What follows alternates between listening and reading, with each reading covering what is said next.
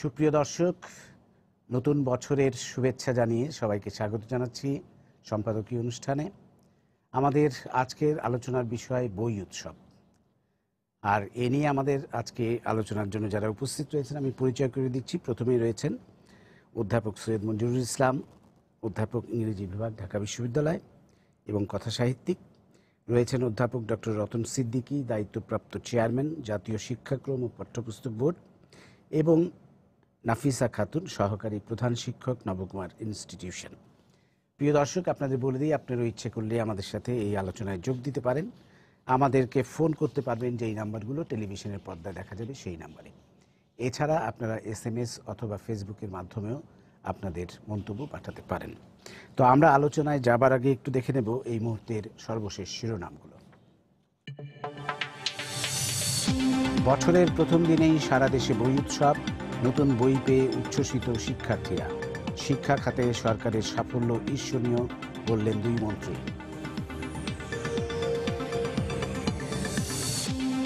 বাংলাদেশের অর্থনীতি এখন বিশ্বের অনেক দেশের চেয়ে শক্তিশালী, অবহেলার চোখে দেখার সুযোগ নেই। ঢাকা আন্তর্জাতিক বাণিজ্য মেলার উদ্বোধন করে প্রধানমন্ত্রী। দেশে এখন কোনো গণতন্ত্র নেই, চলছে একনায়কতন্ত্র। উন্নয়নের নামে সবখানেই হচ্ছে কমিশন বাণিজ্য। ছাত্র দলের প্রতিষ্ঠাবার্ষিকীতে বেগম জিয়া।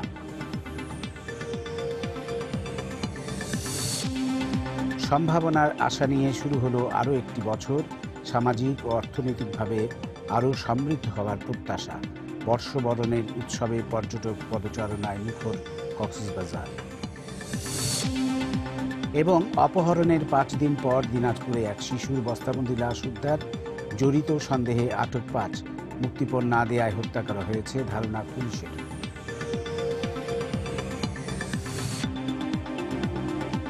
আমরা এবার চলে আসব আমাদের আজকের আলোচনায়। আমরা জানি যে আজকে বই উৎসব হয়েছে।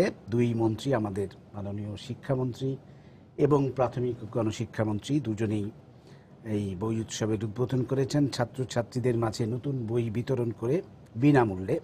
এবং এবছর 4,44,16,000 শিক্ষার্থীর মাঝে বিনামূল্যে 33,37,62,772 কপি বই প্রদান করা হয়েছে যতটুকু আমরা জানি। এবং এটি যখন শুরু হয়েছিল 2010 সালে, তখন কিন্তু শিক্ষার্থী ছিল 2.5 লক্ষ। তা থেকে আড়াই কোটি, এবং 2.5 কোটি থেকে এখন প্রায় 4.5 কোটি কিন্তু তাদেরকে বই দেয়া যাচ্ছে। এবং এবারের স্লোগানটি খুব চমৎকার ছিল, নতুন বইয়ের গন্ধ শুকে ফুলের মতো ফুটব, বর্ণমালার গরব নিয়ে আকাশ জুড়ে উঠব। বাহ, চমৎকার একটি স্লোগান দিয়ে শুরু হয়েছে। তো আমি স্যার মঞ্জুরুল ইসলাম স্যার, আপনার কাছেই প্রথমে আসবো একজন শিক্ষাবিদ হিসেবে। আপনি এই যে একটা বড় বিশাল কর্মযোগ, এবং এটা পৃথিবীর আর কোনো দেশে হচ্ছে বলে আমাদের জানা নেই, যে এত শিক্ষার্থীর মাঝে বিনামূল্যে বই প্রদান করা সাফল্যের সাথে উপর্যুপরি করে যাচ্ছেন গত কয়েক বছর ধরে, আপনি কিভাবে দেখছেন ব্যাপারটিকে? অবশ্যই ইতিবাচক, এর তো কোনো বিকল্প নেই। কারণ এরকম ঘটনা আমাদের দেশে ঘটতে পারে সেটাও আমরা কখনো ভাবতে পারি না। আমাদের যে সামর্থ্য খুব সীমিত, এবং শিক্ষার ক্ষেত্রে সবসময় যে আমরা অগ্রাধিকার দিচ্ছি তাও না। ফলে এই নকলমুক্ত পরিবেশে পরীক্ষা হবে, অথবা এই পাঠ্যপুস্তক একটা দিন উৎসব করে সব শিক্ষার্থীর হাতে পৌঁছে দেওয়া হবে, সেটা কিন্তু আমরা ভাবতে পারিনি। 10 বছর আগেও এরকম এত বড় কল্পনা আমাদের জাগেনি, কিন্তু এখন সেটি একেবারে বাস্তব সত্য। শুরুর দিকে আমি জড়িত ছিলাম, একটা কমিটি হয়েছিল তদারকি করার জন্য। আমি 2 বছর ছিলাম সেই কমিটিতে। ফলে আমি নিজে জানি কত প্রতিবন্ধকতা পার হয়ে আমরা এই পর্যায়ে আসতে পেরেছি। সেটি তো রতন আরও ভালো বলতে পারবেন। কিন্তু শুরুতে দেখেছি যারা প্রকাশক, যারা বই ছাপান, তাদেরও অনেক প্রতিরোধ ছিল। তারা চেষ্টা করেছেন এটাকে বাণিজ্য রূপান্তরিত করতে। কিন্তু আমাদের যে মাননীয় শিক্ষামন্ত্রী, তিনি অত্যন্ত শিক্ষা বান্ধব।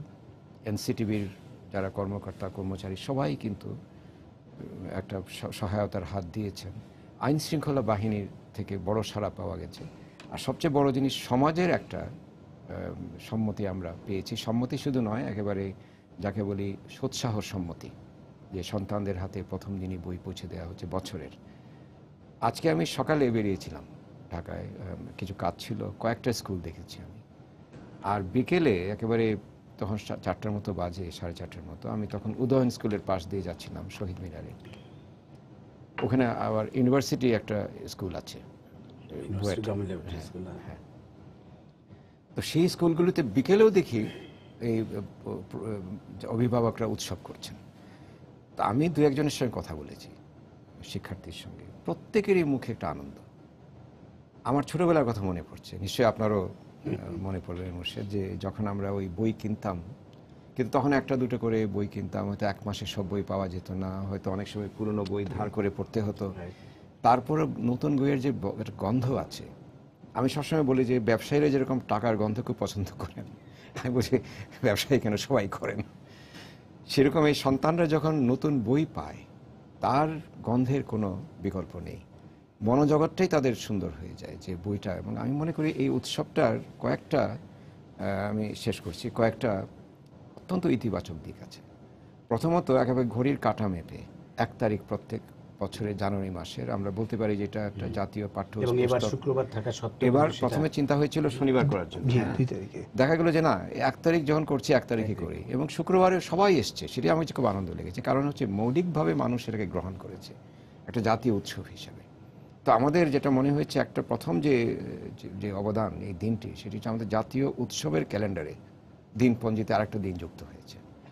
এখন আমি মনে করি প্রতি বছর 1 জানুয়ারি আমাদের পাঠ্যপুস্তক উৎসব জাতীয়ভাবে এটা তৈরি হচ্ছে। দ্বিতীয় হচ্ছে, এই যে বইগুলি সন্তানদের হাতে আমরা তুলে দিচ্ছি, তাদের কাছে একটা বাণীও আমরা পাঠাচ্ছি যে আমরা তোমাদের সঙ্গে আছি। এটা তাদের জন্য বড় স্বস্তির বিষয়, পরিবারগুলির জন্য বড় স্বস্তির বিষয়। আরেকটা জিনিস হচ্ছে, সন্তানদের উৎসাহ বাড়ছে, বইয়ের প্রতি ভালোবাসা বাড়ছে। আমি দেখেছি অনেকে গন্ধ শুঁকছে, টেলিভিশনের পর্দায় আমি দেখেছি আজকে। দায়িত্বটাও বাড়ে যে বই আমি পেয়েছি বটে, কিন্তু বইগুলি আমি যত্ন করে রাখবো। বই তো শুধু রাখার জিনিস না, বই পড়ার জিনিস, বইটা পড়বো। পড়ার সংস্কৃতি যদি আমি বলি, আমাদের দেশে একটা বড় সমস্যা, এটা ইন্টারনেটের প্রভাবে হয়তো অনেকটাই কমে গেছে, কিন্তু আমি মনে করি যে এই পাঠ্যপুস্তক উৎসব আবার আমাদের পাঠ্যপুস্তক পড়ার সংস্কৃতি চালু করবে। যেরকম আমাদের ফেব্রুয়ারি মাসের বইমেলা আমাদের আরেকটা পড়ার সংস্কৃতির পক্ষে একটা মাসব্যাপী ঘোষণা দিয়ে যায়। তো এই একটা দিন যদি আমরা পাঠ্যপুস্তক পড়ার সংস্কৃতিটা তৈরি করতে পারি, তাহলে পড়ামনস্ক, পড়াবান্ধব একটা প্রজন্ম আমরা তৈরি করতে পারবো। আর যে পড়তে পারে তার কাছে পৃথিবীটা একটা বিতর্কের মতো দেখা দেয়, যে পক্ষ বিপক্ষ, শুদ্ধ অশুদ্ধ, শুভ অশুভ, সেই বোধটা তৈরি হয়, শানিত হয়। এই সবগুলি মিলে আমি মনে করি যে আজকে এই পাঠ্যপুস্তক উৎসব সত্যিকার অর্থে একটা ব্যতিক্রমী উৎসব, যেখানে আমাদের বড় বড় উৎসবে কিন্তু আমাদের সন্তানদের বা শিশুদের কথা ভাবি না, শুধু শিশুদের জন্য, শিশুদের কারণে, শিশুদেরকে নিয়ে আজকে একটা উৎসব। ধন্যবাদ স্যার। অধ্যাপক রতন সিদ্দিকী, আপনার কাছে আসবো এবার। এই যে বিশাল আয়োজন এটি আপনারা করছেন, মূলত এটির জন্য মানে দায়িত্বপ্রাপ্ত প্রতিষ্ঠান আপনার প্রতিষ্ঠানই। তো এটি কিভাবে সম্ভব হচ্ছে এটি একটু জানার চেষ্টা করব আমরা। বিশেষ করে অনেক প্রতিবন্ধকতা, যেটা মঞ্জুর সাহেব বলছিলেন, এর আগে আমরা দেখেছিলাম একবার যে আগুন লেগেছিল, একটা সন্দেহ তৈরি হয়েছিল যে এবার বই ঠিকমতো দেওয়া যাবে কিনা, কিন্তু সেটা সম্ভব হয়েছিল। এবার একটা সন্দেহ কিন্তু সৃষ্টি হয়েছিল যে আমাদের নিজস্ব প্রকাশনা সংস্থা যারা, তারা বই ছাপার জন্য এগিয়ে এসেছিল, এবং এতে অনেকে একটা সন্দেহ করছিলেন যে এতে করে সময় মতো বই পৌঁছে দেয়া যাবে কিনা, কিন্তু সেই সন্দেহটা কিন্তু দূরীভূত হলো, দেয়া গেল। এটি একটি ভালো অর্জন আমি মনে করি আমাদের প্রকাশনা সংস্থাগুলোর, একটা তাদের দায়িত্ব বাড়লো, এবং এটা এত বড় যে একটা উৎসব, এটাতে আমাদের প্রকাশনা সংস্থাগুলোকে যুক্ত করা, এটা কিন্তু একটা খুবই পজিটিভ দিক আমি মনে করি। এবং এটা যারা সন্দেহ করছিলেন তারা দেখলেন যে আসলে সন্দেহগুলো অমূলক ছিল। এই সব মিলিয়ে আপনি একটু বলবেন যে আয়োজনটা কিভাবে আসলে সম্ভব হচ্ছে। জি, ধন্যবাদ। বটে, একটি বিশাল কর্মযজ্ঞের ভেতর দিয়ে এনসিটিভি তার পথ চলাটাকে অব্যাহত রেখেছে। বটে, এর সাথে একটি অনুপ্রেরণা কাজ করে আমাদের মাননীয় প্রধানমন্ত্রী এবং আমাদের মাননীয় শিক্ষামন্ত্রী। এ দুজন আমাদেরকে ভীষণভাবে প্রাণিত করে, যার কারণে এই কাজগুলি করবার সাহস আমরা পাই। আমি কয়েকটা ছোট্ট তথ্য দিই, তাহলে এই কর্মযজ্ঞটা যে কত ব্যাপক এবং বিশাল একটু ধারণা করা যাবে। যেমন আপনি শুরুতে বলেছেন যে এবছর আমরা বই দিয়েছি 33,37,00,000 এবং আরও কিছু। এই বইগুলি আমরা কিন্তু জানেন যে উপজেলা পর্যন্ত পৌঁছে দেই, সেই অর্থটা আমরা ব্যয় করি এখন পৌঁছে দেয়া, এবং উপজেলা থেকে স্কুলে যে বইটি যায় সেটির জন্য আমরা আবার অর্থ দিয়ে দেই যাতে স্কুল সেই বইটি বহন করে নিয়ে যেতে পারে। এই কাজে শুধু এইবারের তথ্যটা দিই যে গতকাল ছিল 31 ডিসেম্বর, এই মধ্যরাত পর্যন্ত আমরা 16,500 ট্রাক ব্যবহার করেছি। 16,500 ট্রাক শুধু বই প্রেরণ করবার জন্য। এবং তার মধ্যে 30 তারিখে আবার নির্বাচন ছিল, 29 তারিখ থেকে কাজ হয়নি, 30 তারিখেও কাজ হয়নি। অনেকগুলো স্কুল আবার ব্যস্ত ছিল নির্বাচন নিয়ে। নির্বাচনে এই একটা কাজ গিয়েছে। আরেকটা তথ্য আমরা আপনাকে দিতে পারি, সেটি হচ্ছে বই উৎপাদনের জন্য যে প্রেস শ্রমিক আছে, বাধাই শ্রমিক আছে, এবং তার পাশে ট্রাকের সাথে যারা শ্রমিকেরা যুক্ত আছে, এই লোক সংখ্যা যদি আপনি একটু শোনেন, সেটি হচ্ছে 99,000। এই কাজটি আমরা করেছি, এবং এই কাজটি করবার জন্য আমাদের তো প্রতিবন্ধকতা ছিলই, যেটি আপনি শুরুতে বলেছেন, এবং স্যার তো একটি চমৎকার প্রস্তাব দিয়েছেন, আমি ওই প্রসঙ্গে পরে আসছি। সেটি হচ্ছে যে 2009 সালের কথাই আপনি ধরেন, অক্টোবর মাসের 18 তারিখে ভোরবেলা আমাদের যে গোডাউন, যেখানে সকল কাগজ জমি রেখেছিলাম এবং আমরা যে বইগুলি উৎপাদন করেছিলাম সেটি স্টক করেছিলাম, সেখানে আগুন ধরিয়ে দেওয়া হলো। আপনি লক্ষ্য করবেন সবকটি বই এবং কাগজ শেষ মুহূর্ত পূর্ব পর্যন্ত আগুন জ্বলতে থাকলো, নিভল না।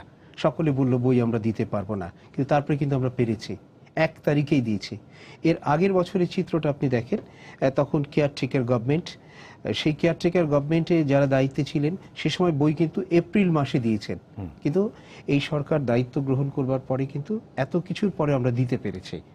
গত বছরের কথাটাই ধরেন, একবারে জানুয়ারি থেকে শুরু হয়েছে রাজনৈতিক সহিংসতা, মার্চ পর্যন্ত চলেছে, এবং এই সহিংসতা কোন পর্যায়ে গিয়েছিল, আগুন সন্ত্রাস থেকে পেট্রোল বোমা, তার ভেতরে ট্রাকগুলি কিন্তু গিয়েছে।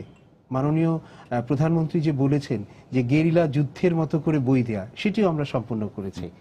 এই বছর আমাদের উন্নয়ন অংশীদার যারা আছেন তাদের সাথে আমাদের একটি দূরত্ব তৈরি হয়েছিল।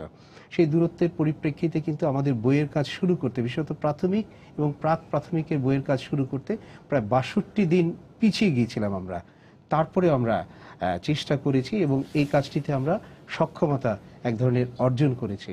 বস্তুতপক্ষে দুটি কাজ আমার মনে হয়েছে এই প্রতিষ্ঠানে চাকুরি করতে এসে, কাজ করতে এসে। এই প্রতিষ্ঠানে যারা কাজ করেন, চাকুরি যারা করেন, বস্তুতপক্ষে তারা প্রকৃতই কেবল চাকুরিজীবী নন, তাদের ভেতরে একটি অন্তর্গত প্রেরণা তৈরি হয়েছে।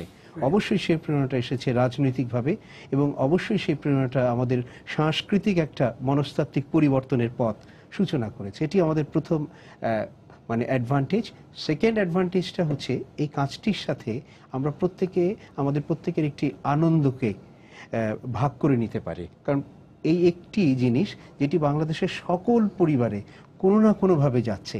একটি বাচ্চার কাছে, আমার সন্তান অথবা আমার ভাইয়ের সন্তান, আমার বোনের সন্তান, তার কাছে যখন বইটি যাচ্ছে, সেই বইটি যখন 1 তারিখে পাচ্ছে এবং সে যখন আনন্দিত হচ্ছে, তখন তার সেই আনন্দময় মুখের মানে আলো কিন্তু আমাকেও আলোকিত করছে, আমাকেও আনন্দিত করছে। এটি আমাদের একটা মানে প্রেরণার কাজ করেছে, এবং এই কাজটি আমরা করছি এবং করব আগামীতেও। আর স্যারের ওই কথাটির সাথে আমার একটু সম্পূরক ভাবনা, স্যার চমৎকার একটি প্রস্তাব দিয়েছেন যে এটি আমাদের জাতীয় উৎসবের একটি অংশ হতে পারে। অবশ্যই পাঠ্যপুস্তক উৎসব দিবস জানুয়ারির 1 তারিখ একবার সুনির্দিষ্ট হয়ে গিয়েছে। এখন কিন্তু অভিভাবক, শিক্ষক, শিক্ষার্থী সকলেই মনে করেন 1 তারিখে বইটা পাবো, না পেলেই বরঞ্চ তারা ক্ষুব্ধ এবং সংক্ষুব্ধ হবেন। আর আগে ছিল যে 1 তারিখে যদি বইটা পেতাম তাহলে আনন্দ লাগতো, না পেলে খুব ক্ষতি ছিল না। আমরা এই জাতীয় স্যারের প্রস্তাবটির সাথে অবশ্যই একমত। আমাদের বাঙালির জাতীয় জীবনে, উৎসব মুখর বাঙালির জাতীয় জীবনে আরো একটি নতুন উৎসবের অংশ হয়ে উঠুক। ধন্যবাদ। আমরা আসবো নাফিসা খাতুন, আপনার কাছে আসবে একটু পরে। আমাদের সাথে একজন দর্শক আছেন টেলিফোনে, আমরা ফোনটা নিয়ে নিই। প্রিয় দর্শক, আপনার পরিচয়টা দিয়ে প্রশ্নটা করুন। আসসালামু আলাইকুম। ওয়ালাইকুম সালাম। আমি প্রভাষক মোহাম্মদ আনোয়ারুল ইসলাম। জি বলুন। আব্দুল জব্বার কলেজ, ব্রহ্মউদ্দিন ভোলা। আমি একজন ইংরেজি বিষয়ের প্রভাষক। তো আমার প্রশ্ন হইল, আমরা ইংরেজি বিষয়ে খুবই পিছিয়ে আছি। কারণ হইল ইংরেজি যে বইগুলি কমিউনিকেটিভ সিস্টেমে দেওয়া আছে, সেখানে লিসেনিং এবং স্পিকিং এর কথা বলা আছে, গ্রুপ ওয়ার্কের কথা বলা আছে, কিন্তু পরীক্ষায় প্র্যাকটিক্যাল মার্কস না থাকার কারণে ছাত্রছাত্রীরা ক্লাসে অথবা বাসায় তারা স্পিকিং লিসেনিং করে না, আর না করার কারণে ইংলিশের উপরে তাদের কোনো ডেভেলপমেন্ট হচ্ছে না। আমার একটা আপনাদের মাধ্যমে অনুরোধ রইল বা প্রশ্ন রইল, আমাদের একটা নির্দিষ্ট মার্কস প্র্যাকটিক্যাল হিসাবে রাখা যায় কিনা, আর রাখা খুবই আমার দৃষ্টিতে জরুরি, নাইলে ছাত্রছাত্রী ইংরেজি কখনোই শিখতে পারবে না। আর যারা এখন শুধু রিটেন পরীক্ষার হলে 100 মার্কসের যারা রিটেন পরীক্ষা দেয়, যার ফলে শুধু লেখার পরে মুখস্থ করে যায়, লেখা ভমিটিং করে তারপর হল থেকে চলে আসে। জি, ধন্যবাদ, বোঝা গেছে আপনার প্রশ্নটা। এটা ডক্টর রতন সিদ্দিকী আপনি দেবেন কিনা? আপনার কলেজের স্যারের কাছ থেকে শুনবো প্রথমে, যদি আপনি একটু বলেন, কারণ কলেজের পাঠ্যক্রমের বিষয়টাও তো মনে হয় আপনাদের। জি, আমরা একাদশ দ্বাদশ শ্রেণী পর্যন্ত উনি প্র্যাকটিক্যালের কথা বলেছেন। যে যে বিষয়ের উপরে ব্যবহারিক রাখবার সুযোগ আছে আমরা কিন্তু রেখেছি, এটি হচ্ছে একটি বিষয়। আর ইংরেজি বইটি যে পড়ছে না, হ্যাঁ নিশ্চয়ই এটি একটি আমাদের একটি মানে সমস্যা আমরা দেখেছি, যার পরিপ্রেক্ষিতে স্যার আছেন এখানে। স্যারই একাদশ দ্বাদশের ইংরেজি বইটি করেছেন। সে বইটিতে আমরা এবার যারা একাদশে ভর্তি হয়েছে তাদের জন্যে সিন এবং আনসিন মিলিয়ে আমরা প্রশ্ন রাখবার বিধান চালু করেছি, যার ফলে আমরা আশা করছি যে শ্রেণীকক্ষে শিক্ষার্থী এবং গৃহে যখন শিক্ষার্থী যাবে তখন পাঠ্য বইটি তাদের কাছে অপরিহার্য হয়ে উঠবে, আমরা আশা করছি এটি। আর স্যারও একটু বলতে পারবেন। যে কথাটি বলছেন আমি তার সঙ্গে একমত, যে আমাদের দেশের যে পরীক্ষার মনস্তত্ত্ব, তাতে যদি কোনো মার্কস দেয়া না থাকে কোনো বিষয়ের উপর, সেখানে কেউ পড়তে আগ্রহী হয় না। সেটি চিন্তা করে আমাদের হয়তো খুব ছোট একটা সংখ্যায়, হয়তো 5, 15-20 না, খুব 20-30 হলে তখন দেখা যাবে যে ওই মুখের দিকে তাকিয়ে নাম্বার দেওয়ার আচ্ছা। বিধান হচ্ছে। সেটা কিন্তু আমরা জানি এই সমস্যাটা আমাদের দেশে আছে। 10 পর্যন্ত হলেও আমি মনে করি এটা একটা যুক্তিযুক্ত প্রস্তাব। কিন্তু তার সঙ্গে আমি যোগ করি, ভারতেও আমরা দেখেছি, আমি এই বইটা যখন সম্পাদনা করি তখন কলকাতায় আমি গিয়েছিলাম এবং তাদের কয়েকজন পাঠ্যক্রম বিশেষজ্ঞের সঙ্গে আমার কথাবার্তা হয়েছে। 1-2টা কলেজেও আমি গিয়েছি।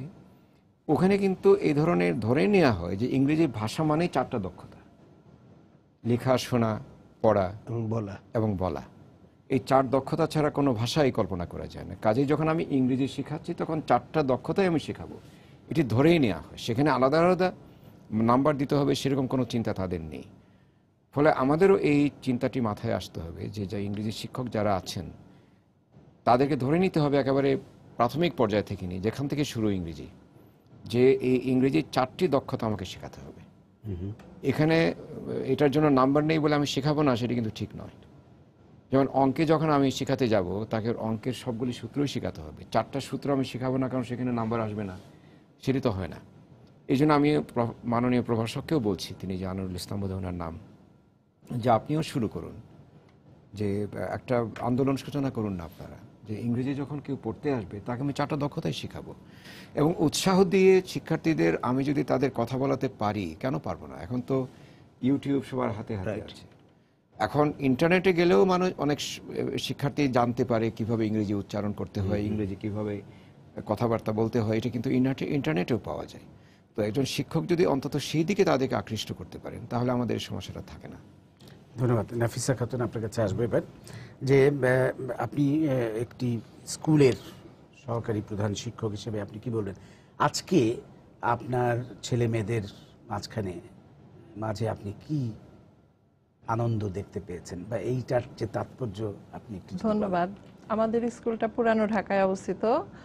তো এখানকার লোকজন তো পড়ালেখায় বই সম্পর্কে খুব বেশি করতো না, আর ভর্তি করতে চাইতো না স্কুলে প্রথম দিকে, যে বই কেনার টাকা থাকতো না অনেকের কাছে। সত্যি কথা, এই যে বই যে দেয়া হচ্ছে 1 তারিখ থেকে, সেই জন্য সবাইকে আমি আন্তরিক ধন্যবাদ জানাচ্ছি, প্রধানমন্ত্রী, শিক্ষামন্ত্রী, সবাইকে। কারণ এখন কিন্তু অভিভাবকরা স্ব ইচ্ছায়, আমাদেরকে বলতে হয় না ভর্তি করাচ্ছেন না কেন। আমরা ওদেরকে বলি যে আপনাদের যদি টাকার সমস্যা থাকে আমাদেরকে বলবেন, ভর্তিটা পরে করান, কিন্তু ভর্তি করাবেন এটা বলেন, স্কুলে পাঠান, বই নিয়ে যান, পড়েন।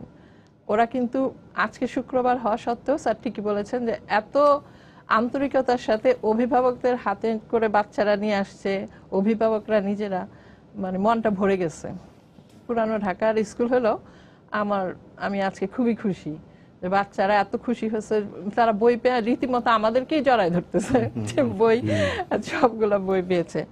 আর এটা ছিল আজকে আমার অনুভূতি। আর স্যারেরা মানে আপনাদেরকে অনেক ধন্যবাদ। ইংলিশটা নিয়ে আমি একটু কথা বলতে চাচ্ছিলাম। ভদ্রলোক যে প্রশ্ন করেছেন, স্যার আপনি তো এনসিটিভিতে আছেন, তবে এনসিটিভি কিন্তু একটা ওয়েবসাইটে 6 to 10 পর্যন্ত লিসেনিং এর জন্য প্রত্যেকটা ওয়ার্ডের একটা ওয়েবসাইটে দেয়া আছে, টিচিং লার্নিং একটা, তাই না স্যার? 6 থেকে 10 পর্যন্ত আমি দেখেছি, খুবই চমৎকার একটা ওয়েবসাইট এটা। কিন্তু আমাদের যেটা বড় সমস্যা, উনি হয়তো ওই ভদ্রলোক হয়তো জানেন না বা দেখেন নাই, তারপরে শিক্ষক বাতায়ন আছে, ওখানেও ইংলিশটা কিভাবে পড়াতে হবে সেটা কিন্তু সরকারিভাবে অনেকেই অনেক রকম দিচ্ছে, তাই তো? তো আমাদের যদিও এই সুযোগটা টিচারদের অবশ্যই এটা ব্যবহার করা উচিত। আর এনসিটিভির সিলেবাসটা হয়তো সবাই সবসময় স্যার জানে না, কারণ আমি সবসময় ঘাটাঘাটি করি। আমি কোনো নতুন কিছু হলে আমি বরঞ্চ টিচারদেরকে দেই যে আপনার সিলেবাসে কিন্তু এটা পরিবর্তন এসেছে। টিচাররা কিন্তু আমাকে এসে বলে না। আমার সাবজেক্টে ইংলিশের বেলায় 6 to 9 পর্যন্ত 20 মার্কস রাখা আছে রিডিং স্পেলিং এর জন্য, তাই না স্যার? জি, রিডিং স্পেলিং এর জন্য রাখা আছে।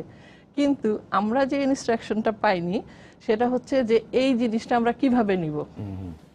যেমন 6 to 7 আমাদের হাতে, স্কুলের হাতে, আমরা ক্লাসে সেটা নিতে পারি। স্পেলিং ডিকটেশন পরীক্ষা নিয়ে 20 মার্কস আমরা রাখলাম, 20 মার্কস আমরা দিলাম। কিন্তু 8 তো পরীক্ষা দিতে যাচ্ছে, বোর্ডের পরীক্ষা, 10 তো বোর্ডের পরীক্ষা দিতে যাচ্ছে, সেইখানেই না মার্কসটা কিভাবে হবে সেটার ইনস্ট্রাকশন আমরা এখনো পাইনি। আচ্ছা, আমি একটু এই যদি বিষয়গুলো আছে। জি, আপনি একটু বলবেন। তার আগে আমাদের সাথে একজন দর্শক আছে, আমি একটু ফোনটা নিয়ে নিই। প্রিয় দর্শক, আপনার পরিচয়টা দিয়ে প্রশ্নটা করুন। হ্যালো। হ্যালো, জি বলুন। সেশন ফিস। হ্যালো, আমি সিরাজগঞ্জ থেকে রঞ্জু মিয়া বলতেছি। জি বলুন। হ্যাঁ, সরকারের উদ্যোগকে স্বাগত জানাই। তার মধ্যেও আমার যেটা প্রশ্ন সেটা হলো যে কোন কোন স্কুলে, আমি একটা স্কুলের ম্যানেজিং কমিটির সদস্য, কিন্তু ওই দেখা যায় যে স্কুলে সেশন ফিস অনেক সময় অনেক বেশি ধরা হয়, 400-500 টাকা। তার সাথে জানুয়ারির বেতন আদায় করে সেটা বই দেওয়া হয়। তা আমি চাচ্ছি যে এটা কতটুকু আইনসম্মত এবং এটা সরকার সকল জায়গায় একটু নজর দেখ, এটা আমি আশাবাদী। ধন্যবাদ। হ্যাঁ, আপনি দুইটা প্রশ্ন জি, নিয়ে আপনি জি ধন্যবাদ।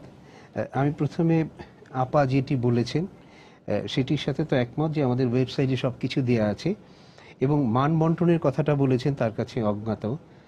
আমি একটু বলি, গত মঙ্গলবারে 6, 7, 8, 9, 10-এ ইংরেজির নতুন মান বন্টন দিয়েছি, যেটা আজকে থেকে স্কুলগুলি কার্যকরী করবে। এটা আমরা আমাদের ওয়েবসাইটে দিয়েছি এবং আমরা সকল বোর্ডের কন্ট্রোলার বরাবর পাঠিয়ে দেই। এটা আমাদের সিস্টেম। আমরা বোর্ডের কন্ট্রোলারকে দেই, বোর্ডের কন্ট্রোলার সেটি বিভিন্ন স্কুলে পাঠাবে, এটি জেলা শিক্ষা অফিসারের মাধ্যমে। এটি আমাদের পদ্ধতি। যদি কোনো স্কুল পর্যন্ত এটা পৌঁছে না গিয়ে থাকে তাহলে নিশ্চয়ই যাওয়ার ক্ষেত্রে কোনো জায়গায় কোনো বিঘ্ন ঘটছে। আমি আপা এটাই নিশ্চয়ই দেখব যে কোথায় বিঘ্নটি ঘটছে, এটি একটি বিষয়। আর দ্বিতীয় বিষয় হচ্ছে যে একজন দর্শক যে প্রশ্নটা করেছেন যে টাকা না দিলে, জানুয়ারি মাসে বেতন না দিলে বই দিচ্ছেন না। হ্যাঁ, আমাদের কাছে এই অভিযোগটা আসছে, বেশ কিছু অভিযোগ এসেছে, আমরা খতিয়ে দেখছি। যদি এই রকমের হয় এটি নিশ্চয়ই অন্যায়, নিশ্চয়ই অন্যায়।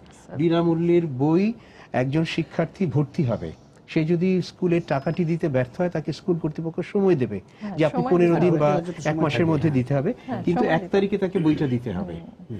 এটা কিন্তু একেবারে সুনির্দিষ্টভাবে মাননীয় প্রধানমন্ত্রী এবং আমাদের মন্ত্রণালয়ের নির্দেশ। কোন স্কুল যদি এটির ক্ষেত্রে বিঘ্ন করে সেটি নিশ্চয়ই আমি মনে করি যে স্কুলের এই চর্চা চলছে, সেই স্কুলের নামটি বলা হোক এবং সেই স্কুলের বিরুদ্ধে ব্যবস্থা গ্রহণ করা হোক। না কারণ স্যার, শুধু এখানে টাকার আবার জন্য, মানে আমি যেহেতু অ্যাডমিনিস্ট্রেশনে আছি, আমি কি একটু যোগ করব আপনাদের সাথে। মানে সমস্যাটা দাঁড়ায় কি, যে আমাদের মতন স্কুলগুলা, যেমন ভিকারুন্নেসা, ওই বাচ্চা ভর্তি হবে ওই স্কুলেই, সুতরাং ভিকারুন্নেসা যদি বিনামূল্যের বই দিয়ে দেয় কোনো অসুবিধা নেই, ও ভর্তি হবে, উদয়নেরটা ভর্তি হবে। আমাদের মতন স্কুলগুলোতে বাচ্চাদের কিন্তু কোনো ইয়ে নেই, নিশ্চয়তা নাই যে ও ভর্তি হবেই। এখন আমি যদি এই সুযোগ নিয়ে হয়তো কেউ কেউ ভর্তি হলো না, বই নিয়ে গেল, হিসাবটা কিন্তু আমাদেরকে সরকারকে দিতে হয়। আমাদের কিন্তু নির্দেশ আছে যে বই যখন দিব তখন আমাদেরকে একটা রেকর্ড রাখতে হবে, সংরক্ষণ করতে হবে। বই নেওয়ার পর ও সিগনেচার করবে, সিগনেচার করে তারপরে আমরা বইটা দিই। ওইটা কিন্তু আমাদের কাছে আবার চাই, হিসাবটা আমাদেরকে দিতে হয়। না আমরা না, ওইখানে সমস্যাটা কিন্তু আমাদের মতন স্কুলগুলোর আবার এই সুযোগটা আছে যে আমরা জানি কোন বাচ্চাগুলো আমাদের কাছে ভর্তি হবেই, মানে খুবই হয়তো টাকা পয়সার দিক দিয়ে আর্থিক কষ্টে আছে, কিন্তু সে ভর্তি হবে, যখনই পারে ভর্তি হবে। ওইটা যেমন আমাদের একটা নির্দিষ্ট সময় থাকে যে 10 তারিখ পর্যন্ত আমরা কাউকে কোনো টাকা কমাই না, কনসিডার করি না। যারা পারে ভর্তি হয়। 10 তারিখের পরে দেখা যায় অনেক এরকম অবহেলিত পারতেছেই না একেবারে, তাদেরকে কিন্তু কখনো কখনো আমরা নিজেরাই ব্যবস্থা করে টাকার ব্যবস্থা করে দিই, যে কাউকে বলি, আত্মীয় স্বজনকে বলি দাও। না, কথাটা এরকম হওয়া উচিত যে এই জন্য শিশুরা যেন কষ্ট না পায়। সেই শিশু এবং যেটা পরিবারের রেকর্ডের হয়তো কথা বলা হলো, যে রেকর্ড রাখতে হয়, তো রেকর্ডটা তো রাখবে যে 1 তারিখে কারা কারা বই নিল, তারপরে সেই শিশুটি যদি পরে কন্টিনিউ না করে বা ওই স্কুলে, তাতে তো ওই স্কুলের কোনো জবাবদিহিতার কোনো ব্যাপার না। ওইটা যদি আমাদেরকে বলে যে আপনারা বই দিয়ে দেন, রেকর্ড রাখেন, শুধু বই দিয়ে দেন, আমরা দিয়ে দিব না। এই ক্ষেত্রে একটু বলি, সেটি হচ্ছে আপনি বই দিবেন 1 তারিখে, আপনি রেকর্ড রাখছেন যে আপনি অমুককে বই দিয়েছেন। 3 মাস পরে মার্চের 31 তারিখে যখন আমরা হিসাবগুলি ক্লোজ করছি, আমরা মার্চের 31 তারিখে হিসাবটা ক্লোজ করি, আপনি তখন লিখে দেন যে এই বাচ্চাটি অভিভাবকের নাম হচ্ছে এই, তাকে বই দেওয়া হয়েছে, কিন্তু সে আমার স্কুলে তাহলে এটা হলে আমরা একটা আলাদা ইয়ে করব, মানে সেটা নিশ্চিত না। মূল কথা হচ্ছে আমরা যে একটা মোটামুটি একমত হচ্ছে যে জাতীয় উৎসব, উৎসবের যারা প্রধান উপলক্ষ সেই শিশুরা, তাদের মুখে হাসি যেন আমরা কোনো কারণে ম্লান করে না দেই। সেটা অভিভাবকের সঙ্গে 1 মাস পরে হোক, 3 মাস পরে হোক, অথবা 3 দিন পরে হোক, হয়তো যোগাযোগ করে বলা যেতে পারে যে আপনার সন্তান যেহেতু স্কুলে ভর্তি হয়নি, তো আপনি এই বিষয়টা আমাদের একটু পরিষ্কার করুন। তার কথাগুলি আপনি জানিয়ে দিলেন এনসিটিভিতে। তাছাড়া আপনার তো প্রায় 3% বই একটু বাফার স্টকও থাকে। জি, আমাদের 3% বাফার স্টক আছে প্রাইমারিতে।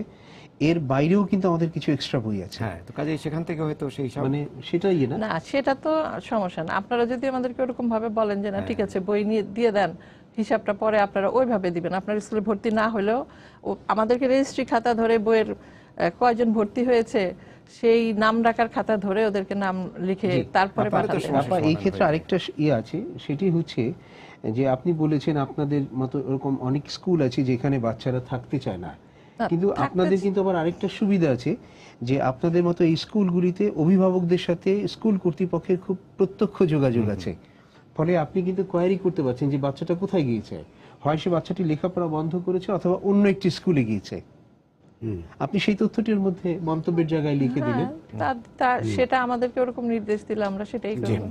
আর ইংলিশ আপনি যেটা বললেন যে স্যার বোর্ড এখন স্কুলগুলোকে কোনো মানে লিখিতভাবে জানায় না, সব ওরা অনলাইনে দিয়ে দেয়। তো এখন আমরা সবসময় অনলাইনে সার্চ করি, হয়তো দেখা গেল আপনারা দিয়েছেন আপনাদের ইয়েতে, বোর্ড হয়তো দেয়নি। যেমন জুলাই মাসে আমরা একটা, গত বছরের আগের বছর জুলাই মাসে আমরা একটা কি বলে সিলেবাসের একটা চেঞ্জ পেয়েছি ক্লাস 8-এর। সেটা তো স্যার মনে হয় ঠিক হলো না। জুলাই মাসে দেইনি আমি, বোর্ড স্যার জানেন না, তাহলে যোগাযোগের একটা সমস্যা। ওইটাই একটা সমস্যা। হয়তো এনসিটিভি থেকে সরাসরি স্কুলে পাঠিয়ে দেওয়া যেতে পারে, সেটাও তো না, আমাদের তো ওয়েবসাইট আছে। তাছাড়া ইন্টারনেটের যুগে তো তার জন্য অতিরিক্ত কোনো পয়সা হয় না, একটা শুধু বোতাম টিপার দূরত্বে সব।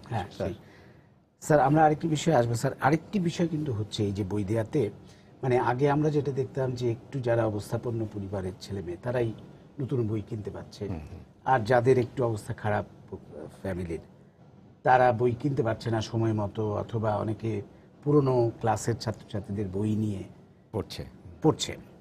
তো সেই যে একটা বৈষম্য ছিল, সেই বৈষম্যটা কিন্তু দূর হয়ে গেছে। একটা সমতা এসছে, প্রত্যেকটা বাচ্চা সে যেই ক্লাসেরই হোক না কেন সে একটা নতুন বইয়ের গন্ধ পাচ্ছে। এটা তো একটা বিশাল ব্যাপার। এখানে তবে একটা সমস্যা রয়ে গেছে, ইংরেজি মাধ্যমের স্কুলগুলি এর আওতার বাইরে। তাদের বইগুলি একেবারে ছকছকে ছাপা, যেগুলো অনেক বই দামি। আমি দেখেছি আমাদের যে পাঠ্যপুস্তক যেখানে ছাপা হয় নিউজ প্রিন্ট ধরনের কাগজে, ওইখানে একটা সীমাবদ্ধতা আমাদের এখনো রয়ে গেছে। তবে আমাদের মনে রাখতে হবে 34 কোটির মতো বই ছাপানো বিশেষ করে এতগুলি যে তিনি যে আমাদেরকে তথ্য দিলেন ৯৯,০০০ শ্রমিক ইত্যাদি ইত্যাদি, তাতে যে পরিমাণ অর্থ খরচ হয় আমাদের মতো দেশের অর্থনীতির জন্য সেটি খুব সহজ ছিল না। তবে আমরা তো এগিয়ে যাচ্ছি। আমাদের যদি ৬, ৬.৫, ৭% অগ্রগতি হয়, শিক্ষায় বিনিয়োগটা বাড়াতে হবে। তখন ওই সন্তানদের, যারা আমাদের একেবারে গ্রাম পর্যায়ে যে সন্তানরা আছে, যাদেরকে আমরা কোনোদিন বই দিতে পারিনি, যদি সত্যি সত্যি মানসম্পন্ন একটা বই দিতে পারি, যেখানে ছবি থাকবে, কাগজটা থাকবে একদম আর্ট পেপারের মতো, এটি হয়তো আমি মনে করি ৫-৭ বছরের ভিতরে আমরা পারবো, ব্যবস্থা করতে একটি পারবো। সময় পারবো, আমরা একটা সময় পারবো। আমাদের দেশেও যদি সেই কাগজ উৎপাদিত হয়, তাহলে আরো আমাদের মনে হয় সেটা সম্ভব হবে। সেটি করা গেলে বৈষম্যটা অনেকটাই নির্মূল হয়ে যাবে।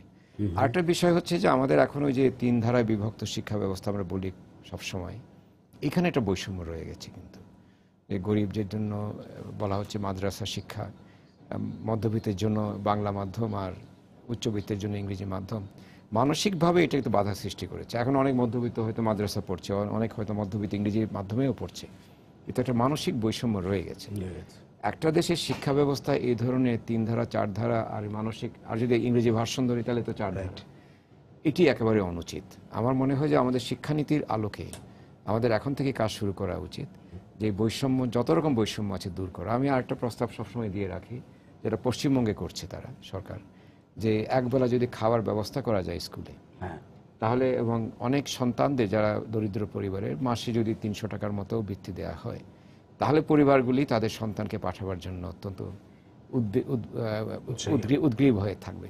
একটা জিনিস এই আলোচনাতে কিন্তু এসছে আমাদের, যে 2.5 কোটি থেকে 4 কোটি, 4.5 কোটি শিক্ষার্থী এই কয়েক বছরে, অর্থাৎ পরিবারগুলিতে শিক্ষা মনস্কতা বাড়ছে। প্রত্যেক পরিবার এখন সন্তানের শিক্ষার জন্য একেবারে আগ বাড়িয়ে দাঁড়িয়ে থাকে। ওই দিন চলে গেছে যে আমার মেয়েকে আমি পড়াবো না, মেয়েদেরও পাঠাচ্ছে। বস্তুত আমাদের মেয়েদের সংখ্যা এবার বেড়েছে। এটাই কিন্তু পৃথিবীতে আমরাও কিন্তু আরেকটা নজির সৃষ্টি করছি। আমি মনে করি যে আমরা যদি সত্যিকার অর্থে একটা জাতীয় একটা সদিচ্ছা থেকে, একটা চুক্তি থেকে আমরা অগ্রসর হই, এই বৈষম্যগুলি, এই সমস্যাগুলি দূর করা আমাদের সম্ভব। আমাদের সাথে আরেকজন দর্শক আছেন টেলিফোনে, আমরা ফোনটা নিয়ে নিই। প্রিয় দর্শক, আপনার পরিচয়টা দিয়ে প্রশ্নটা করুন। আসসালামু আলাইকুম। ওয়ালাইকুম আসসালাম। আমি সেলিম রেজা বলছি মকিমপুর ঝিনাইদহ থেকে। বলুন। আমার প্রশ্ন হচ্ছে, বর্তমান সরকারের যে প্রতি বছরের 1ম তারিখে বই দেওয়া অত্যন্ত প্রশংসার মতো একটা উদ্যোগ, আমরা সাধুবাদ জানাই। কিন্তু অনেক সময় লক্ষ্য করে দেখি যে আসলে তাড়াহুড়ো করার কারণে মানুষের বইয়ের ভেতরে অনেক গুরুত্বপূর্ণ বানান ভুল থাকে, যার কারণে অভিভাবকরা এবং শিক্ষক মহোদয় বই হাতে পাওয়ার পর মানে আলোচনা তো করে, তারপরে সমালোচনাও করে। তখন সরকারের টোটাল পরিশ্রমটা অনেক সময় মনে হয় যেন কেমন যেন একটু বিতর্কিত হয়ে যায়। আমার প্রশ্ন হচ্ছে, মানে জাতীয় শিক্ষাক্রম পাঠ্যপুস্তক বোর্ড এই বানানগুলো ভুল না হওয়ার দিকে, বানানগুলো সঠিক বানানগুলো সাপ্লাই করার জন্য কতটুকু উদ্যোগ নেয় বা কতটুকু সতর্ক থাকে, এটা আমার প্রশ্ন। ধন্যবাদ। জি, রতন সিদ্দিকী। জি, আমি একটু ওনার প্রশ্নের উত্তরে যাব। তার আগে যে আলোচনাটি ছিল পাঠ্যপুস্তকের যে পরিবর্তনটা, আসলে আমাদের দেশে পাঠ্যপুস্তকের যদি মানে এই দেশীয় শিক্ষার্থীদের জন্য পাঠ্যপুস্তকের ইতিহাস বলি, তাহলে 198 বছরের ইতিহাস। 1818 সালে school book society, Kolkata school book society প্রথম বইটা দিচ্ছেন তারিণীচরণ মিত্রের। তারও একটু আগে যদি ফোর্ট উইলিয়াম কলেজের উইলিয়াম কেরি, পণ্ডিত, মুন্সি যারা আছেন, এই দীর্ঘ ইতিহাসের মধ্যে একটি বৈপ্লবিক পরিবর্তন কিন্তু এই সরকার করেছেন। যেমন একটা জিনিস, যে আপনি বলছিলেন যে নতুন বই পাওয়ার যে আনন্দটা, আপনি যদি দেখেন যে আমাদের দেশে 1983 সালে প্রাথমিক স্তরে কিছু বই নতুন দেয়া হলো, রাষ্ট্র ব্যবস্থার ভেতর থেকে একটি ইতিবাচক উদ্যোগ বলা হলো, কিন্তু সেটি যে আরো বড় পীড়নমূলক, সেটি হলো যে কিছু বই দেয়া হবে। কিছু বইয়ের মধ্যে নতুন, মানে কোনো ছেলেরা নতুন বই পাবে, কোনো ছেলেরা পুরনো বইটা পড়বে, যে আগের বছর যেটা পড়েছে স্কুলে জমা দিবে তার থেকে পাবে। তার মানে একটি ভালো দিকের নামে আরেকটি পীড়ন কিন্তু করা হলো। এবং আমাদের কাছে এমন তথ্য আছে কোন ছেলেটিকে নতুন বইটি দেয়া হয়েছে। নতুন বইটি দেয়া হয়েছে স্থানীয়ভাবে প্রভাবশালী একটি মানুষের সন্তানকে। তার মানে ক্লাস 1-এ, 2-তে, 3, 4-এ আমরা এক ধরনের বৈষম্যের প্রবণতা তৈরি করে দিয়েছি। সেখান থেকে 2009 সালে নতুন সরকার সিদ্ধান্ত গ্রহণ, একটি বৈপ্লবিক পরিবর্তন। এই বৈপ্লবিক পরিবর্তনের পাশাপাশি আরেকটা বিষয় আমাদের লক্ষণীয়, স্যার আছেন, স্যাররা জানেন, আরো অনেক জানেন যে 2010 সালে স্বাধীনতার 44 বছর পরে বা 40 বছর পরে আমরা প্রথম আমাদের একটি জাতীয় শিক্ষানীতি পাচ্ছি। কি ধরনের মানে কষ্ট আমাদের, দুঃখ আমাদের, এবং তারই আলোকে না, শিক্ষানীতি আগেও হয়েছে কিন্তু এটা কার্যকর হয়নি। আমরা সেই অর্থে একটি জাতীয় অত্যন্ত সম্মুখ দৃষ্টির বিজ্ঞান মনস্ক একটা শিক্ষানীতি যেটি আমরা পেলাম, এটা 2010 সালে পেয়েছি। 2010 সালের শিক্ষানীতির আলোকে 2012 সালে আমরা কারিকুলাম করলাম, এবং 17 বছর পরে আপনি দেখবেন আমাদের প্রতিবেশী দেশে 5 বছর অন্তর অন্তর কারিকুলাম চেঞ্জ হয়। আমরা 17 বছর পরে চেঞ্জ করলাম 12 সালে, নতুন কারিকুলাম হলো 12-তে। 13 সাল থেকে আমরা নতুন করে বই লেখার কাজটি শুরু করলাম। সেটি একটি অব্যাহত এবং ধারাবাহিক প্রক্রিয়া, এবং সেই বইগুলি আমরা করে যখন দিয়েছি, এবং এখন কিন্তু আমরা ট্রাই আউটের কাজ করছি, একেবারে প্রান্তিক পর্যায়ে চলে যাচ্ছে, আমাদের টিম চলে যাচ্ছে, গিয়ে 2 দিন 3 দিন 4 দিন 5 দিন করে থাকছে, বইগুলিতে কি সমস্যা ছাত্ররা দেখছে, কি সমস্যা শিক্ষকেরা দেখছেন, কি সমস্যা অভিভাবকেরা দেখছেন, সেই তথ্যগুলি আমরা আনছি। যে প্রশ্নটি আমাদের বানানের জায়গায় আমি আসছি স্যার, এখন এই যে ভুলগুলি আছে, এই যে বানানের, শুধু বানান নয়, বাক্যেরও সমস্যা আছে, অশুদ্ধ বাক্যের সমস্যা স্যার আছে, প্রচুর সমস্যা। সেই সমস্যাগুলি আমরা চিহ্নিত করে এই বছর নিয়ে আসছি, এনে নতুন করে আবার বইটি পরিমার্জন করে আমরা আশা করছি 17 সালের 1 জানুয়ারিতে যে বই দেব, আমরা আশা করছি একটি নির্ভুল বই দেওয়া আমাদের পক্ষে সম্ভব। আমি একটা প্রস্তাব দিচ্ছি, যে প্রস্তাবটা হচ্ছে প্রত্যেক বছর জানুয়ারি মাসে যখন বই দেওয়া হয়ে যায়, আপনারা একটা কতগুলি কমিটি করে রাখেন, যেমন বাংলা, ইংরেজি, ইতিহাস ইত্যাদি, একটা কমিটি অনেকগুলি বই দেখতে পারবেন। তারা দেখে দেখে পরিষ্কার চিহ্নিত করবেন কোথায় কোথায় দুর্বলতা আছে। পরবর্তী বছরের বই ছাপা হওয়ার আগে এই সমস্যাগুলি চিহ্নিত করে তারপর দূরীভূত করতে হবে। এটা যদি করা যায় চলমান প্রক্রিয়া হিসাবে, যে প্রতি বছর, তাহলে এটার এই সমালোচনা এটা ভালো প্রস্তাব। তবে আমাদের বিষয় বিশেষজ্ঞ আছেন, বইটি 1 তারিখে হয়েছে, হবার পরেই ওই বইটি নিয়ে তিনি সারা বছর কাজ করবেন, এরকম বিষয় বিশেষজ্ঞ আছে। অথবা আপনারা কলেজের স্কুলের শিক্ষকদের বলুন না যে আপনারা যেখানে যে সমস্যা দেখবেন আমাদেরকে জানাবেন, ওরাই সবচেয়ে ভালো বলতে পারবে। আমাদের এই উদাত্ত আহ্বানটি কিন্তু আছে, আছে, কিন্তু আমরা কোনো একটি লিখিত পাই না। আমাদের দুর্ভাগ্য হচ্ছে ওটা, তাহলে আপনারা ওই পদ্ধতিটা তৈরি করে ফেলুন, যে লিখিতভাবে একজন শিক্ষক জানাতে। এখন তো ইন্টারনেটে সবই আছে, তারা যদি পাঠিয়ে দেন যে এই পৃষ্ঠায় এই গলদ রয়ে গেছে, তখন হয়তো অনেকের চোখে পড়বে না, আমাদের চোখে পড়ছে। আমরা নেটে আমাদের বইগুলি তুলে দিই, দিয়ে কিন্তু আমরা একটা আহ্বান জানাই, সবই নেটে পাওয়া যায় বই। এখানে আপনি দেন, আমাদেরকে তথ্য দেন, কিন্তু যেটা হয় আর কি, আমাদের দেশে তো এখনো সেই সংস্কৃতিটা চালু হয়ে ওঠেনি, যে সরকারি সকল কর্মব্যবস্থার সাথে সম্পূরক ভাবনাকে সংযুক্ত করবার সংস্কৃতি, আমরা এখনো ওই জায়গাটায় যেতে পারিনি।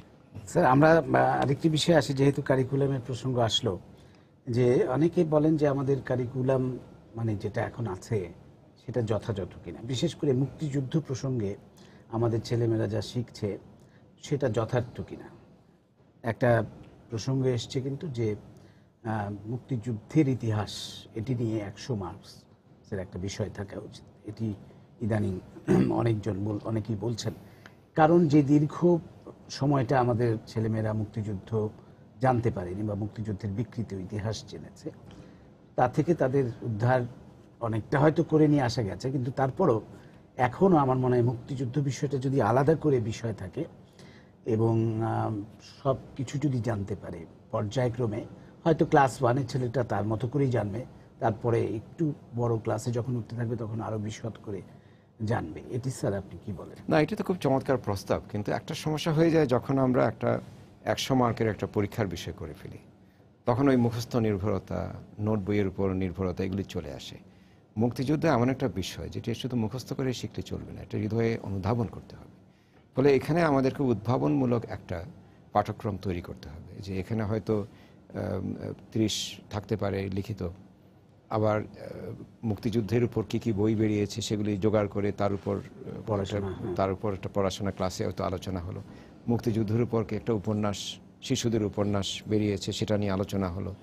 আমি বলছি যে মুক্তিযুদ্ধকে একেবারে প্রতিদিনের আগ্রহের বিষয়ে পরিণত করার জন্য শুধু মুখস্থ নির্ভর বিদ্যা দিলে চলবে না, এটি উদ্ভাবনমূলক হতে হবে। এবং ধরুন মুক্তিযুদ্ধ একটা থাকতে পারে যে মুক্তিযুদ্ধ জাদুঘরের মতো, যে কোনো যেখানে আমার সবাইকে ঢাকায় আসতে হবে না, মুক্তিযুদ্ধে যে স্মারক রয়ে গেছে সমস্ত বাংলাদেশ জুড়ে, গণকবর রয়ে গেছে বা কিছু, সেইখানে শিক্ষার্থীরা আসবে এবং তাদের যার যার এলাকায় যে সমস্ত যার যার গণকবর এলাকায় যা আছে, আছে হ্যাঁ। সেগুলি সম্পর্কে তাদের অনুধাবন তারা তারা যাবে, লিখবে, হ্যাঁ। যাতে ওই ধরনের অংশগ্রহণমূলক বিষয় আমরা চলচ্চিত্রও করতে দেখতে পারি। পারে, স্যার। মুক্তিযুদ্ধের চলচ্চিত্র অতি অবশ্যই তারা দেখবে, দেখে সেখানে তারা একটা মন্তব্য করবে যে আমরা যা শিখেছি তাকে প্রতিফলিত হয়েছে কিনা। তারপর ধরুন একটা আলোচনা হচ্ছে কোথাও, সে আলোচনাটা দেখানো হলো ইউটিউবে, এখন তো ইউটিউবে দেখানো যায় জি। যে এইখানে যে বক্তা এই কথাগুলি বলছেন এটি কি সত্য, তোমাদের কি অনুধাবন। তারা তখন বলবে না, উনি যেটা বলছেন এটা ঠিক নয়।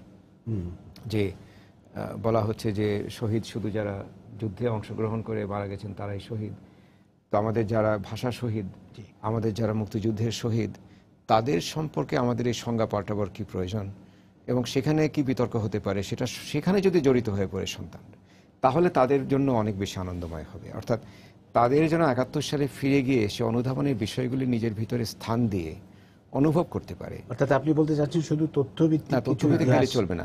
এবং দিলে আমি হবে না। এখানে কোনো ধরনের বিভাজনের পক্ষে নেই যে এটি এই এটি এই, এটা ঠিক নয়। সবকিছু যেমন একটা উদাহরণ দিই, জিয়াউর রহমান যে একটা ঘোষণা দিয়েছিলেন বঙ্গবন্ধুর নামে, এটিকে অস্বীকার করার কোনো কারণ নেই। Right. সন্তানরা যদি জানতে পারে যে জিয়াউর রহমান এরকম একটা ঘোষণা দিয়েছিলেন যেটা আমাদের জন্য অত্যন্ত কার্যকর হয়েছিল, কিন্তু সেটা বঙ্গবন্ধুর নামে তিনি দিয়েছিলেন, বঙ্গবন্ধুর নামে, হ্যাঁ। তখন তাকে ওইভাবেই তারা গ্রহণ করবে। তিনি একটা লিখেছিলেন একটি জাতির জন্ম, আপনার খেয়াল আছে কিনা, 73 সালে বিচিত্রাতে লিখেছিলেন। বিচিত্রাতে লিখেছিলেন। ওটি কেন পাঠ্যপুস্তক করে দেওয়া হয় না? Right. সেটি যদি বাচ্চারা পড়ে তখন দেখবে যে হ্যাঁ, জিয়াউর রহমান নিজেই বলেছেন আমাদের 30 লক্ষ শহীদ, ওখানে তিনি বলেছেন, 30 নিজে লক্ষ লিখেছেন 30 লক্ষ শহীদ। কাজে এই বিতর্কগুলি অনাবশ্যক তৈরি হচ্ছে এবং সেখানে দেখা যাচ্ছে একজনকে বড় করার জন্য একজনকে আমরা খাটো করছি। এটি কিন্তু অনাবশ্যক চর্চা। প্রত্যেক মুক্তিযোদ্ধা আমাদের কাছে বীর, তিনি একজন চা দোকানদার হন আর তিনি একটা সেক্টর কমান্ডার হন, আমার কাছে কিন্তু দুজনের মর্যাদা এক। একজন রিক্সা চালক যিনি বন্দুক হাতে নিয়েছেন তিনি আমার কাছে অনেক বড় শ্রদ্ধার পাত্র। একজন প্রাইমারি স্কুলের শিক্ষক যখন প্রতিরোধ গড়ে চলেছেন, একজন মা যখন সন্তানদের খেতে না দিয়ে মুক্তিযোদ্ধাদের খাইয়েছেন, তিনি জাতীয় বীর। ফলে ওই কে বীর কে বীর নয়, এটি জনগণের উপর ছেড়ে দেওয়া জনগণ উচিত। নির্ধারণ করবে। এবং আমি মনে করি আমাদের তরুণদের প্রতি আমার বিশ্বাস অনন্ত, তারা সব কিছুই করতে পারে। তারা যখন এটার মালিকানা দাবি করে ফেলবে তখন আমাদের ওই চতুর ইতিহাসবিদ থেকে শুরু করে রাজনীতিবিদ কেউ হালে পানি পাবেন না। আমি মনে করি, এটা আমার বিশ্বাস। যে আমাদের সাথে আরেকজন দর্শক আছেন ফোনে, আমরা একটু ফোনটা নেই। প্রিয় দর্শক, আপনার পরিচয়টা দিয়ে প্রশ্নটা করুন। আসসালামু আলাইকুম, আমি ওয়ালাইকুম আসসালাম। সাভার থেকে ওবায়দুর রহমান বলছিলাম। আমি ডাক্তার রতন সিদ্দিকী স্যারের স্টুডেন্ট, আমি একজন।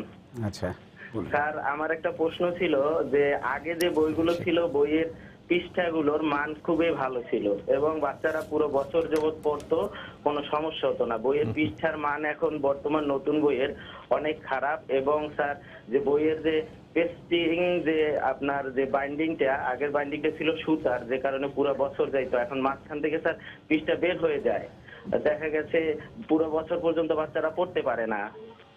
স্যার, আমার এই প্রশ্নটা ছিল, সরকার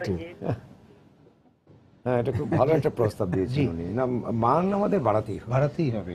একটা বই যদি পুরো বছর না থাকে আর বইটা যদি একদম ছবিতে না পরিপূর্ণ হয়, ভালো কাগজ না থাকে, তাহলে কিন্তু আমাদের অনেক সদিচ্ছাই তখন কাজে প্রমাণিত স্যার, হতে এই পারে। ক্ষেত্রে আমাদের সরকারের এবং আমাদের এনসিটিভির সদিচ্ছার কোনো অভাব নেই, কিন্তু বলতে দ্বিধা নেই যে এই অভিযোগটি হরহামেশা শুনছি এবং এটি মুদ্রণ করবার দায়িত্ব যারা গ্রহণ করেছেন, এক্ষেত্রে তাদের সততা অতি আবশ্যক।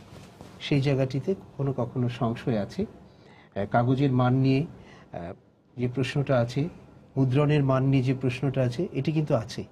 কিন্তু যারা মুদ্রকে আছেন তারা যদি এই ক্ষেত্রে সৎ না হন, তাহলে না, এটা তো পুরোটাই যুদ্ধের প্রস্তুতি নিয়ে নামার মতো। নিশ্চয়ই। তাহলে আরেকটা যুদ্ধের প্রস্তুতি হোক, জি, যে এই মান নিয়ন্ত্রণের জন্য, মান নিয়ন্ত্রণের জন্য আমরা এবং কিছু, তার জন্য অতিরিক্ত বরাদ্দ যদি দিতে হয় সেই ব্যবস্থাটা করতে হবে। স্যার, এবার যেটা আমরা করেছি আর কি, যে আজকে থেকেই আমরা সিদ্ধান্ত নিয়েছি যে আমরা উপজেলা স্কুলগুলিতে যাব এবং র্যান্ডম স্যাম্পলিং করব। যেখানে মানে বইয়ের মধ্যে ত্রুটি বিচ্যুতি আছে, ওই প্রেসকে বলবো এই বেটি আপনি রিপ্লেস করেন। যদি তিনি সেটি করতে ব্যর্থ হন, তাদের যে 15% টাকা পিজি যেটা বলে পারফরমেন্স গ্যারান্টি, সেটি আমরা নিশ্চয়ই দেব না। ঠিক আছে, এইটা আমরা এবার সিদ্ধান্ত নিয়েছি। নাফিসা খাতুন, আপনার কাছে আসবো শেষ, আমাদের সময় খুব সংক্ষিপ্ত। আপনার কি মনে হয় এই বইয়ের মান নিয়ে? না আসলে আমি স্যার আপনার প্রতি শ্রদ্ধা রেখেই বলছি, যেহেতু এনসিটিপি আপনারা বই দেন, বাইরে তো সরকারি বই কেনা তো একদম নিষিদ্ধ, তাই না? একদম কোথাও পাওয়া যায় না। কিন্তু যেহেতু বাচ্চাদের ব্যাপার, অনেক সময় দেখা যায় ওরা বই হারিয়ে ফেলে, বইটা কোনো কারণে নষ্ট হয়ে যায়, তখন ওরা কিভাবে বই পাবে স্যার? রিপ্লেস করার জন্য সবাই কিন্তু সম্ভব না যে নেটের থেকে বইটা সে ডাউনলোড করে নিবে। এটা একটা সমস্যা, এটা একটা ভীষণ ভীষণ সমস্যা দেখা যায় জুলাই আগস্টের সময় যখন। এটাও নিশ্চিত করাটা একটা দ্বিতীয় আমরা একটা 3% যেটা বাফার পাওয়া যাবে না, রেখেছি, হ্যাঁ, আমরা কিন্তু বাফার রেখেছি। না কিন্তু আমরা চাইলে তো আর আপনারা বই দিবেন না। না, আপনি- ওই বাচ্চাকে সোজাসুজি বাচ্চার গার্জিয়ান এসে তখন পাগলের মতন করতে থাকে, হয়তো পরীক্ষার সামনে বই না, হারায় কিন্তু ফেলছে, কি করবে? আপনি আজকে একটু জেনে রাখেন যে আমরা বাফার বই দেই, আচ্ছা 3% বাফার বই এবং আরো কিছু এক্সেস বই আছে। আপনি এরকম যদি হয়, বিষয়টা সত্য যদি হয় যে সে হারিয়ে ফেলেছে বা নষ্ট হয়ে গেছে, বন্যা এটা হলো ওটা হলো, তাহলে আপনি অবশ্যই সে বইটির জন্য উপজেলা শিক্ষা অফিসার অথবা জেলা শিক্ষা অফিসারের কাছে আপনি লিখবেন যে আমার এই কয়টি বই দরকার, দিব। এবং আমাদের গোডাউনেও মাধ্যমিক পর্যায়ের অনেক বই আমরা রেখে দিয়েছি, অতিরিক্ত বই, যেটা আমরা দিতে পারবো। স্যার আমাদের ধন্যবাদ, সময় আসলে খুব বেশি নেই। একটি বিষয়ে আলোচনা এসছে, কিন্তু তারপর আমি একটু বিশেষভাবে আলোচনা করতে চাই যে এই যে দেশীয় প্রকাশকরা এবার বই ছাপলেন, যেটা নিয়ে নানা সন্দেহ কিন্তু হয়েছিল, এবং এটি একটা আমাদের তো থাকেই, বিদেশি প্রকাশকরা এতদিন এই সুবিধাটা নিয়েছেন, এইটার ব্যাপারে আপনি কি বলেন? দেখুন 21শে ফেব্রুয়ারি কেন্দ্র করে যে আমাদের ফেব্রুয়ারি বইমেলা, সেটি আমাদের সৃজনশীল, আমাদের মননশীল কর্মকাণ্ডকে অনেকটাই চাঙ্গা করে দিয়েছে। এখন প্রকাশকরা ফ্রাঙ্কফুর্ট মেলাতে অংশগ্রহণ করেন, যেটি আগে কল্পনাই করা যেত না। কলকাতার মেলাতে তো করছেনি।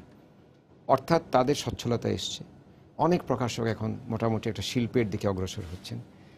দেশীয় মুদ্রক, দেশীয় প্রকাশকদের যদি আমরা উৎসাহিত করি, তাহলে সেখানে একটা শিল্পের অবস্থানে আমরা আমাদের মুদ্রণ শিল্পকে নিয়ে যেতে পারবো।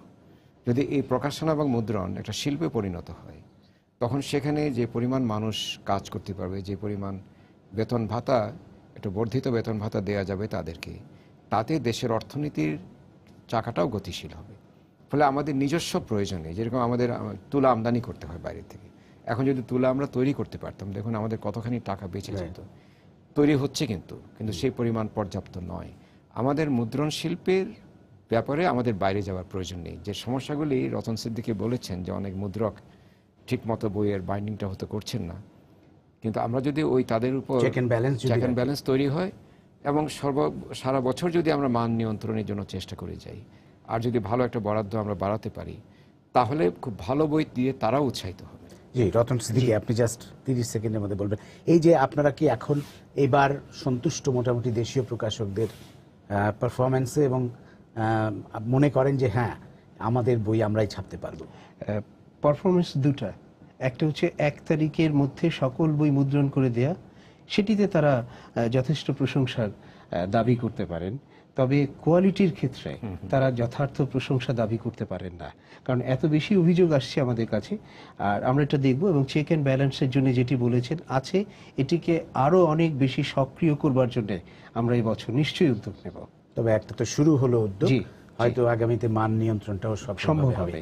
আপনাদের অসংখ্য ধন্যবাদ তিনজনকেই আমাদের আজকে এই আলোচনায় যোগ দেওয়ার জন্য। প্রিয় দর্শক, সবাইকে শুভেচ্ছা জানিয়ে শেষ করছি আজকের সম্পাদকীয়। আগামীকাল আবারও দেখা হবে রাত 10টায়, দেখার আমন্ত্রণ রইল। শুভরাত্রি।